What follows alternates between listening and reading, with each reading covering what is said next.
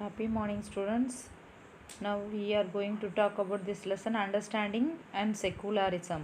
சமய சார்பின்மையை புரிந்து கொள்ளுதல்.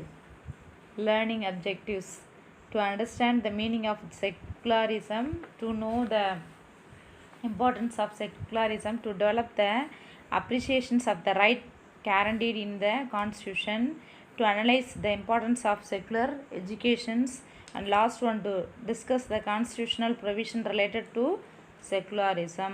சமய சார்பின்மை அப்படின்றது வந்து புரிந்து கொள்ளுதல், சமய சார்பின்மையினுடைய முக்கியத்துவத்தை அறிதல், ப்ளஸ் சமய சார்பற்ற கல்வியின் முக்கியத்துவத்தை பகுப்பாய்தல், சமய சார்பின்மை தொடர்பான அரசியல் அமைப்பு பிரிவுகளை பற்றி விவாதித்தல். இதுதான் இந்த லெசனில் பார்க்க போகிறோம். இப்போ இந்தியா அப்படின்னு சொல்லும்போது India will be a land of many faith, equally honoured and respected but of one national outlooks. இது யார் சொன்னது அப்படின்னு பார்த்தீங்கன்னா ஜவஹர்லால் நேரு. என்ன சொல்கிறாரு? இந்தியா பல்வேறு நம்பிக்கைகளை சமமாக போற்றி மதிக்கப்படும் ஒரு இடமாக இருப்பதோடு ஒரு தேசிய கண்ணோட்டத்தை கொண்டிருக்கும் அப்படின்னு சொல்லி சொல்கிறார். India is a land of multi-religious faith and multicultural beliefs. It is the birthplace of our major religions Hinduism, Jainism, Buddhism and Sikhism. In our country, people of diverse religion and belief have been living peacefully for a long time. Modern nation states are multi-religious states, hence there is a need for tolerance of all religions. அதாவது India அப்படின்னு சொல்லும்போது சமயச்சார்பற்ற நாடுன்னு சொல்கிறோம். ஏன் அப்படி சொல்கிறோம்?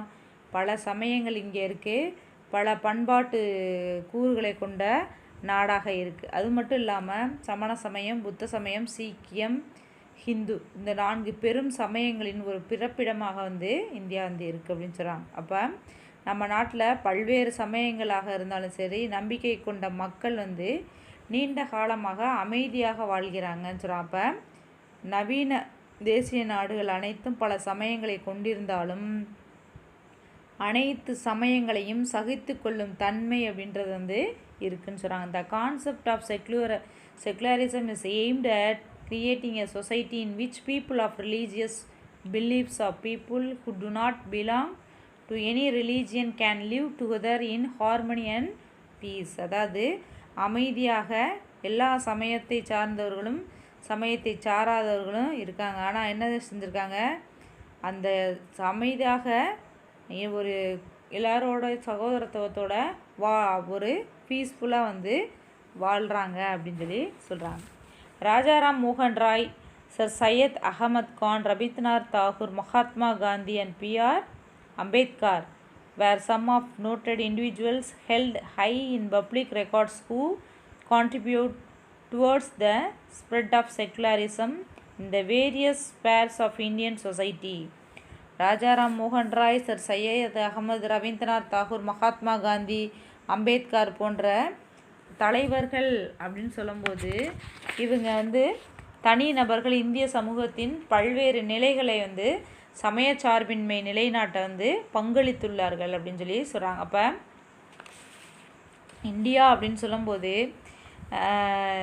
என்னது secularism is invaluable for a society like India which is characterized by religious diversity. அதாவது இப்போ இந்தியா அப்படின்ற பல்வேறு சமயங்கள் இருந்தாலும் பன்முகத்தை கொண்டு இருந்தாலும் அந்த சமய சார்பின்மை அப்படின்றது வந்து ஒரு மதிப்புமிக்க ஒன்றாக கருதப்படுது அப்படின்னு சொல்லி சொல்கிறாங்க.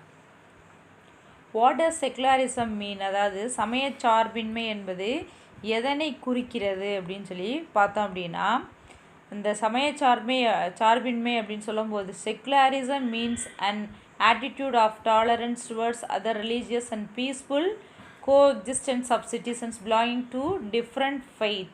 It is a policy of neutrality and equality by the states towards all religious communities.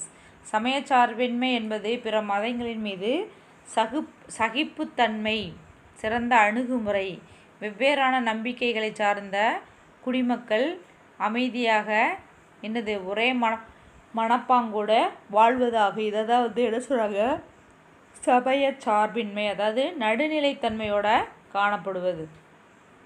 Secularism is the principle of separation of state and religious, or more broadly, no interference of the state in the matters of religion and vice versa. This means that every citizen is free to propagate, practice and possess their faith, change in or not have one according to their conscience. அதாவது சமயச்சார்பின்மை அப்படின்னு சொல்லும்போது அரசையும் மதத்தையும் வந்து தனித்தனியாக பிரிக்கும் கோட்பாடு அப்படின்னு சொல்கிறாங்க. அப்போ அந்த மாதிரி கோட்பாடு என்ன சொல்கிறாங்க, அரசானது சமய விவகாரங்களில் அல்லது சமயமானது அரசின் நடவடிக்கையில் வந்து தலையிடாது இருக்கும் அப்படின்னு சொல்கிறாங்க. அப்போ சுதந்திரமாக ஒருத்தர் என்ன நினைக்கிறாரோ அது சுதந்திரமாக எந்த ஒரு குடிமகனாக இருந்தாலும் சரி அவருடைய நம்பிக்கையை பரப்புவதாக இருக்கட்டும், பின்பற்றுவதாக இருக்கட்டும், சமயத்தின் மீது அவர் வைத்திருக்கக்கூடிய நம்பிக்கையை வந்து வெளியிடுவதாக இருக்கட்டும்,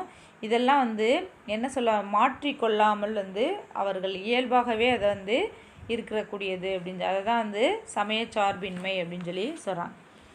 அப்ஜெக்டிவ்ஸ் ஆஃப் செக்குலரிசம், சமயச்சார்பின்மையின் நோக்கங்கள் அப்படின்னு பார்த்தோம் அப்படின்னா, one religious groups does not dominated another, அதாவது ஒரு சமயம் சார்ந்த குழுக்கள் அப்படின்னு சொல்லும்போது அதனுடைய ஆதிக்கம் வந்து மற்றொன்றின் மீது செலுத்தாமல் இருப்பதுன்னு சொல்கிறாங்க. Some members don't dominate other members of the same religious community.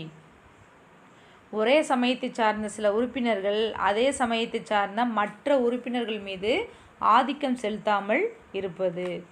Third one பார்த்தீங்கன்னா, the state does not enforce any specific religion nor take away the religious freedom of individuals. அதாவது அரசானது எந்த ஒரு குறிப்பிட்ட சமயத்தையும் பின்பற்ற வலியுறுத்தாமல் இருப்பது அல்லது தனி நபர்களின் சமய சுதந்திரத்தில் வந்து தலையிடாமல் இருப்பதுன்னு சொல்கிறாங்க. சிம்பிள் ஸ்டேட்மெண்ட் ஆஃப் பயட் என்ன சொல்கிறாங்க அப்படின்னா, ஒரு சின்ன ஸ்டேட்மெண்ட் வந்து சொல்கிறாங்க. யார் அப்படின்னு பார்த்தீங்கன்னா கவிஞர் Iqbal. Illustrate the secular view, religion does not teach us animosity, we are Indians and India is our home. அதாவது சமயம் நமக்கு பகைமையை போதிக்கவில்லை, நாம் அனைவரும் இந்தியர்கள் மற்றும் இந்தியா என்பது நமது வீடு அப்படின்னு சொல்லி சமயச்சார்பின்மை அப்படின்ற கருத்து விளக்குகிறது அப்படின்னு சொல்லி கவிஞர் இக்பால் வந்து குறிப்பிடுகிறார். கீழே பார்த்தீங்கன்னா ஒரு பிக்சர் இருக்குது பார்த்தீங்களா, அது பார்த்தீங்க அப்படின்னா 12th ராக் எடிக்ட் அசோகரினுடைய 12வது பாறை கல்வெட்டு அரசாணை அப்படின்னு சொல்லி சொல்கிறது. அந்த பிக்சரில் கொடுத்துருக்காங்க பாருங்கள். அந்த காலத்திலே வந்து என்னது அசோகருடைய காலத்தில் 12வது பாறை அரசாணையில் வந்து அனைத்து மத பிரிவினரும் சகிப்புத்தன்மையோடு மட்டுமல்லாமல் அவர்கள் மீது மிகுந்த மரியாதைக்குரிய மனநிலையை வளர்த்து கொள்வது தன் மக்களுக்கு வந்து வேண்டுகோள் விடுத்துள்ளார். எப்போ அப்படின்னா அசோகர்.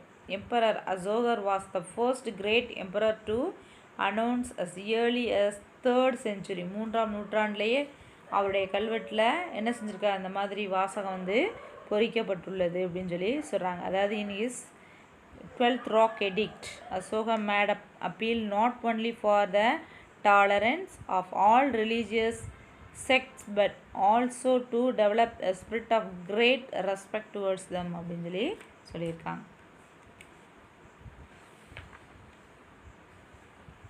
இப்போ characteristics features of a secularism state அப்படின்னு சொன்னோம் அப்படின்னா இதில் 3 பாயிண்ட்ஸ் வந்து கொடுத்துருக்காங்க. அப்போ இதில் என்ன சொல்லியிருக்காங்க அப்படின்னா, principle of liberty, principle of equality, principle of neutrality அப்படின்னு சொல்லி சொல்கிறாங்க. அப்போ சமயச்சார்பற்ற நாட்டின் பண்புகள் அப்படின்னு சொல்லும்போது என்னது, சுதந்திரமான கோட்பாடு, சமத்துவ கோட்பாடு, நடுநிலைமை கோட்பாடு. அப்போ பிரின்சிபல் ஆஃப் லிபர்ட்டினா சுதந்திர கோட்பாடு, பிரின்சிபல் ஆஃப் ஈக்குவாலிட்டினா சமத்துவ கோட்பாடு, பிரின்சிபல் ஆஃப் நியூட்ரலிட்டி அப்படின்னு சொல்லும்போது நடுநிலைமை கோட்பாடு.